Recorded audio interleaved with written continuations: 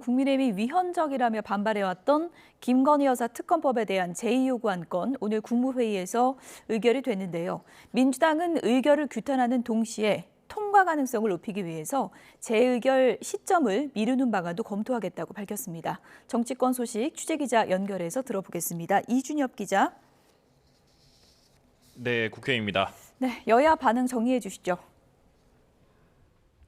네, 조금 전 김건희 여사 특검법 제2요구 안건이 의결되면서 이제 윤석열 대통령의 재가만 남게 됐습니다.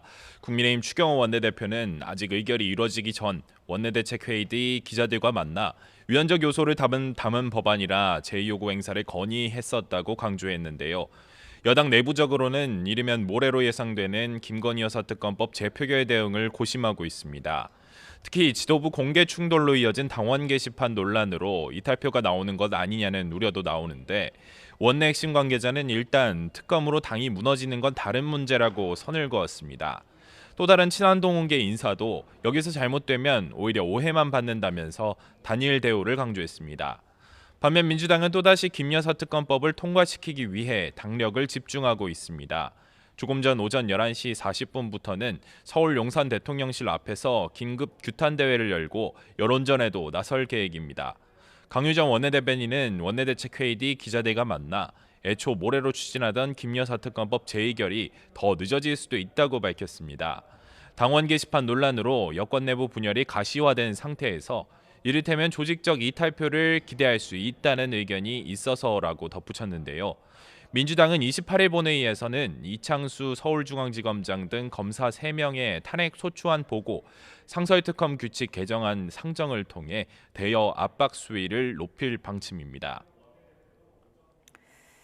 네, 어제 이재명 대표 위증교사 1심 무죄 판결을 두고 국민의힘 내부에서 반발하는 기류도 있다고요?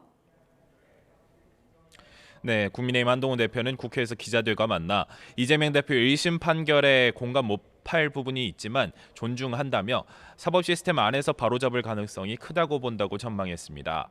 이어 민주당도 지난 15일 이 대표의 공직선거법 1심 징역형 선고를 존중하라고 쏘아붙였습니다. 추경호 원내대표는 원내대책회의에서 판결 직후 공존하는 정치를 강조한 이 대표를 향해 진심으로 공존을 바란다면 국정을 마비시키는 야외 방탄 집회부터 중단하라고 날을 세웠습니다. 민주당이 보복 정치에서 공존 정치로 넘어가는 첫걸음이 될 거라며 검사 탄핵 소추안 철회도 요구했습니다. 이재명 대표 개인의 송사는 개인 이재명에게 일임하여 법리적 판단은 사법부에 맡겨두고 휴일의 거리는 시민들께 돌려드리기 바랍니다. 네, 민주당에서는 당연히 판결을 반기는 분위기인데 당내 전열 정비에 집중하고 있다고요? 네, 민주당 박찬대 원내대표는 원내대책회의에서 사필 규정이라며 지난 2년 6개월 내내 야당을 표적 삼은 윤석열 정치검찰의 무도한 정치 사냥은 머지않아 종말을 고할 거라고 비판했습니다.